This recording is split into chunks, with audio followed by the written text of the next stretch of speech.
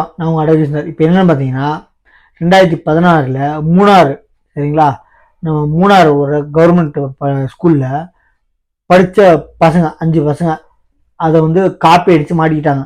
அந்த பிடிச்ச வாத்தியாரை, அந்த காப்பியை அடித்தவங்களை பிடிச்ச வாத்தியாரை போக்சோ ஆக்டில் என்னை பாலியல் சீனில் ஈடுபட்டாங்க அப்படின்னு சொல்லிட்டு பொய்யா கேஸ் ஃபைல் பண்ணிட்டாங்க. அது என்ன பண்ணுறாரு, அவர் ஆர்டிஸ்ட் பில் முடிகிறார். அவங்களுக்கு பிறந்த பசங்களை இங்கே இருக்காதீங்கம்மா, என் பேரை கெடுத்துட்டாங்க, இங்கே போங்கன்னு சொல்லிட்டு வெளியூருக்கு போய் படிக்க வச்சு மேல் படிப்பு படித்து முடிச்சிட்டாங்க. வீட்டில் இருந்தால் பிரச்சனைன்னு சொல்லிட்டு மேல் படிப்புக்கு அனுப்பி வச்சுட்டு படிக்க வச்சு அவங்க சஸ்பெண்ட் பண்ணிட்டாங்க. கேஸ் இருந்தால் சஸ்பெண்ட் பண்ணிடுவாங்க.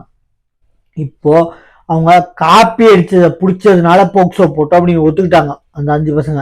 இது மாதிரி பாருங்க, போக்சோ வழக்கில் எத்தனை பேர் நியாயமாக இருக்கவங்கள அப்புறம் முன்னாடி வர மாட்டாங்க. தயவுசெய்து யாருமே மிஸ்யூஸ் பண்ணாதீங்க. இந்த மாதிரி சின்ன சின்ன விஷயம், காப்பி அடித்து பிடிச்சது, ஹோம்ஒர்க் எழுதிட்டு வராது, இதெல்லாம் வந்ததுங்க, இப்போ வந்தது, சரிங்களா. ஹோம்ஒர்க் எழுதிட்டு வந்து திட்டினதுனால, எழுதிட்டு வராதனால திட்டின வாத்தியார்னால போக்சோ ஆக்டில் கம்ப்ளைண்ட் பண்ணியிருக்காங்க. எஃப்ஐஆர் எடுக்கல விடுங்க, விசாரணையில் தெரிஞ்சு போச்சு, இந்த பொண்ணுக்கு எதுவும் நடக்கல, இந்த பொண்ணு பொய் சொல்லுதுங்க. இது மாதிரி பாருங்க, பொய் சொல்றவங்க தயவு சொல்றேன், சப்போஸ் மிஸ்டேக்கா அவங்க எடுத்தாங்க எஃப்ஐஆர்னா அந்த வாத்தியாரோட வாழ்க்கை போச்சு, அவங்களோட குடும்ப வாழ்க்கை போச்சு. தயவு சொல்றேன், இது எப்படி பாக்குறீங்க? தயவு சொல்றேன், இந்த சட்டத்தை மிஸ்யூஸ் பண்ணாதீங்க. இந்த சட்டத்தை மிஸ்யூஸ் பண்ணீங்கன்னா கடுமையாக்குவாங்க. நிஜமா இருக்கிறவங்களுக்கு கம்ப்ளைண்ட் கஷ்டமாயிரும். அதனால எக்காரத்தை கொண்டு இந்த மாதிரி பொய்யா கொடுக்காதீங்க. இதை பாருங்க, 3 ஆண்டுகள் சிறையில் இருந்ததுடன் 3 வருஷம் சிறை இருந்திருக்காரு, சரிங்களா.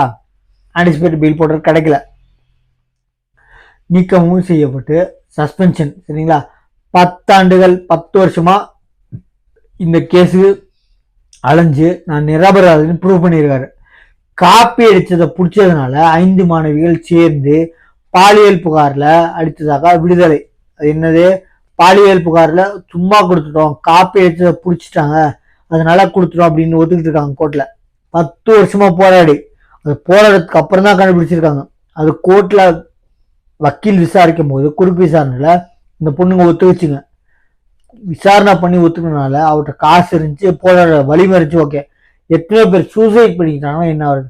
ஒரு சின்ன சின்ன நீங்க இதை பண்ற தப்புனால இன்னொருத்தவங்க பாதிக்கிறது, இன்னொருத்தவங்க குடும்பமே பாதிக்கும். பாருங்க, பிரச்சனை நம்ம சேனலை சப்ஸ்கிரைப் பண்ண போறா. தேங்க்யூ. எக்காரத்தை கொண்டு இந்த மாதிரி போலியா பண்ணாதீங்க. ஏன்னா மெயின்டெனன்ஸ் கேஸ் எல்லாரும் மிஸ்யூஸ் பண்றதுனால இப்போ சட்டங்கள் ரொம்ப கடுமையாக்கப்பட்டிருக்காங்க. நம்ம வரதட்சணை கொடுமை இருக்கு, இப்போ 1-2 இருக்கு, ரொம்ப இல்லைங்க, ரொம்ப கூட இல்லை, சில கூட இல்லை, சரிங்களா. ரொம்ப கடுமையாக்குறதுனால, மிஸ்யூஸ் பண்றதுனால கடுமையாக்குறது தவிர கடுமையாக்கணும்னு இல்லை. அது கொண்டு வந்த சட்டமே மெயின்டெனன்ஸ், டெல்லி ஹைகோர்ட் இப்போ கூட சொல்லியிருக்காங்க, அது மெயின்டைன் பண்றதுக்கு தவிர வழிப்பறி பண்றதுக்கு இல்லை அப்படின்னு இருக்காங்க. ஒருத்தவங்களை சாகடிச்சு நீங்க வாடுறதுக்கு அவங்கள்ட்ட காசு பிடுங்கிறதுக்கு இல்லை அப்படின்னு இருக்காங்க. எப்படின்னு பாருங்க.